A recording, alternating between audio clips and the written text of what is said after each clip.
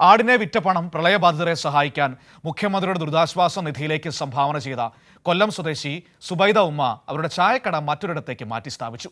വ്യാപാരം കുറഞ്ഞതിനെ തുടർന്നാണ് കട മാറ്റി സ്ഥാപിച്ചത്. ഈ വിവരം ജനങ്ങളെ അറിയിക്കണമെന്ന് ഉമ്മയോട് സംസാരിച്ചപ്പോൾ അവർ ഞങ്ങളോട് പറയുകയുണ്ടായി. നമ്മുടെ പ്രിയപ്പെട്ട സുബൈദ ഉമ്മ, നമ്മൾ ആരെയും പരിചയപ്പെടുത്തേണ്ട കാര്യമില്ല. നമ്മുടെ ആടിനെ വിറ്റ് മുഖ്യമന്ത്രിയുടെ ദുരിതാശ്വാസ നിധിയിലേക്ക്, അത് പ്രളയ സമയത്തും കോവിഡ് കാലത്തും ഒക്കെ സംഭാവന നൽകിയിട്ടുള്ള ഒരു നല്ല മനസ്സിൻ്റെ ഹൃദയത്തിനുള്ള ഉടമ കൂടിയാണ് നമ്മുടെ സുബൈദ അമ്മ. ആ സുബൈദ അമ്മ ഞങ്ങളെ, അതായത് കൈരളിക്ക് സാധാരണ എന്ത് വേണമെങ്കിലും ഒരു കത്തെഴുതുന്ന ശീലമുണ്ട്. പക്ഷേ ഇത് ഞങ്ങൾക്ക് കിട്ടിയത് കത്തല്ല. ഞങ്ങൾ കട മാറി, ഞങ്ങൾ മറ്റൊരു സ്ഥലത്ത് നിന്ന് ഇങ്ങോട്ടേക്ക് മാറിയിട്ടുണ്ട്, അതൊന്ന് പറയാൻ വേണ്ടി വിളിച്ചതാണെന്നും പറഞ്ഞ് എന്നെ വിളിച്ചു. അങ്ങനെയാണ് നമ്മുടെ സുബൈദമ്മയെ കാണാൻ വേണ്ടി ഇന്ന് ഞങ്ങളിവിടെ വന്നത്. എപ്പോഴും ഇവിടെ ജോലി ചെയ്തുകൊണ്ടിരിക്കുകയാണ്. അവിടുന്ന് മാറി ഇപ്പോൾ ഒരു 18-ാം പടി ഇങ്ങനെ ചവിട്ടി വേണം മുകളിലേക്ക് വരാൻ, അത്രയേ ഉള്ളൂ. കൊല്ലം പോർട്ടിന് നേരെ ഗേറ്റിന് എതിർവശത്താണ് സുബൈദമ്മയുടെ പുതിയ കട. ഇനി നമുക്ക് ആ വിശേഷങ്ങളൊക്കെ ചോദിക്കാം. 2025 ആണല്ലോ.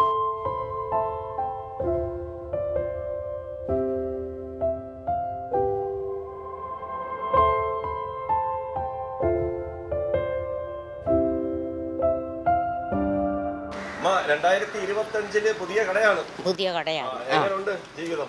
ജീവിതമൊക്കെ വളരെ മോശമാണ്. പുതിയ കടയാണ്. ഇച്ചിരി പടി കൂടുതലുണ്ട്, കയറി വരാൻ ബുദ്ധിമുട്ടാണ്. അതുകൊണ്ട് ആൾക്കാരൊന്നും ഇങ്ങോട്ട് വരുന്നില്ല. പണിയൊക്കെ മോശമാണ്. ജീവിതമൊക്കെ വലിയ കഷ്ടത്തിലാണ്.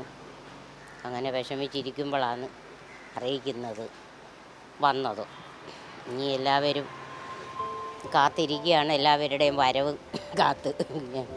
വീട് മാറി, കട മാറി, എൻ്റെ ആടുമക്കളെല്ലാം പോയി. വിഷമമുണ്ട്. എനിക്ക് ഒറ്റ ആട് പോലും ഇല്ല. എനിക്ക് വളർത്താൻ പോലും സ്ഥലവും ഇല്ല. വാടകയ്ക്ക് എടുക്കുന്ന സ്ഥലത്ത് ആടിനെ വളർത്താനൊന്നും ആരും സമ്മതിക്കില്ല. എൻ്റെ ആട് പോയതോടുകൂടി എനിക്ക് ഭയങ്കര വിഷമവും സങ്കടമാണ്. എല്ലാ ദിവസവും പപ്പായും മക്കളും കാണാതെ കരഞ്ഞുകൊണ്ടിരിക്കുക. ഒരെണ്ണത്തിനെ പോലും എനിക്ക് വളർത്താൻ സ്ഥലമില്ല. വാടകക്കാരും എല്ലാവരും സമ്മതിക്കും ആട്ടിനെ വളർത്താൻ. നല്ലൊരു വീട്ടുകാർ, നല്ല ആൾക്കാരുമായിരുന്നു. ആട്ടിനെ വളർത്താനും എടുക്കാനും എല്ലാത്തിനും അനുമതി തന്നു. ഇപ്പോൾ അതുങ്ങൾക്ക് ബുദ്ധിമുട്ട് വന്നതുകൊണ്ട് അവരത് വിറ്റപ്പോൾ മാറാൻ പറഞ്ഞു. എവിടെ ചെന്നാലും മാറിയല്ലേ പറ്റത്തുള്ളൂ. ഇല്ലേ പിന്നെ നാളെ എവിടെയെങ്കിലും ചെന്നാൽ ആരെങ്കിലും നമുക്കൊരു വീടോ കടയോ തരുമോ? ഇപ്പോൾ ഒരു കട എൻ്റെ പിള്ളേർ വിളിച്ച് തന്ന്. കച്ചവടമില്ല, വളരെ ബുദ്ധിമുട്ടിൽ. എങ്കിലും അങ്ങനെ പിടിച്ച് നിൽക്കുക. ഭയങ്കര വിഷമമുണ്ട്. കാര്യം ആരും വരുന്നില്ല ഇങ്ങോട്ട്. എല്ലാവർക്കും പൊക്കമായതുകൊണ്ട് ഭയങ്കര പാട്. പോസ്റ്റ് ഓഫീസിൻ്റെ അവിടെ ഒരു ചെറിയ തട്ടിക്കൂട്ടാമെന്ന് പറഞ്ഞുകൊണ്ട് പോയി ചോദിച്ചപ്പോൾ അത് ഇതിനുള്ള അനുമതി ഇല്ല എന്നാണ് പറയുന്നത്. പേപ്പറും തിരിച്ച് പോസ്റ്റ് വഴി അയച്ച്. പിന്നെ ഞാൻ വീണ്ടും അവിടെ ചെന്ന് ചോദിച്ചപ്പോൾ അവർ പറയുന്നത് അങ്ങനെ അത് ഇവിടെ വയ്ക്കാനുള്ള അനുമതിയില്ലാതെ വയ്ക്കാൻ ഒക്കത്തില്ല. ഇപ്പോൾ ഇരിക്കുന്ന സ്ഥാപനമൊക്കെ പൊളിച്ചു മാറ്റാനുള്ള ഓർഡർ വന്നിരിക്കുകയാണ്. അതുകൊണ്ട് അല്ലാതെ ഉമ്മയുടെ മറ്റ് വിഷമമൊന്നുമില്ല. അതുകൊണ്ട് അപ്പോൾ അതും കൂടെ കേട്ടപ്പോൾ ഭയങ്കര വിഷമമുണ്ട്, സങ്കടം. ഉമ്മയുടെ നല്ല മനസ്സിന് ആളുകൾ ഇവിടെ വരും, ഇനി വരാൻ പോവാണ്, ഉറപ്പായും വന്നിരിക്കും. എല്ലാ സപ്പോർട്ടും കിട്ടും. അങ്ങനെ കിട്ടുമെന്നുള്ള ഉറപ്പുണ്ട്. രാവിലെ 3-4 പേരൊക്കെ വന്നിട്ട് പോയി. ഏതാ ഇവിടെ വന്നെന്തോ ഇവിടെ കച്ചവടമൊന്നും ഇല്ലല്ലേ, എന്താ ഇങ്ങനെ എനിക്ക് ചോദിച്ച്. പാപ്പയ്ക്ക് ഭയങ്കര വിഷമമുണ്ട്. പിന്നെ ഓരോ ദിവസം ഓരോന്ന് പറഞ്ഞ് ഇങ്ങനെ ഇരിക്കുക. മാറി വരുമെന്ന്. കിടക്കണ്ടേ, സ്വന്തം വീടുമില്ല, കടയുമില്ല. ഇത് അല്ല വേറെ ഒരു ജോലിയോട്ട് ചെയ്യാൻ അറിയത്തില്ല. ഇനിയിപ്പോൾ എന്തോ ജോലിക്ക് പോകാനാ? ഒരു ജോലിക്കും പോകാനൊക്കത്തില്ല ഇനി. ഇത് തന്നെ സ്വന്തമായിട്ട് എന്തെങ്കിലും എവിടെയെങ്കിലും ഇരുന്ന് ചെയ്തല്ലേ പറ്റത്തുള്ളൂ. അപ്പോൾ എല്ലാവരും പറയുന്നത് ഒരു തട്ട് കൊണ്ടുപോയി റോഡിലൊരു അരുവിന് ഒരു ചായത്തട്ട് വെയ്യെന്നൊക്കെ പറയുന്നു. അതൊന്നും വയ്ക്കാനുള്ള ഒരു മനസ്സിൽ ഇതില്ല. കാരണം ആർക്കെങ്കിലും എന്തെങ്കിലും ബുദ്ധിമുട്ടായാലോ.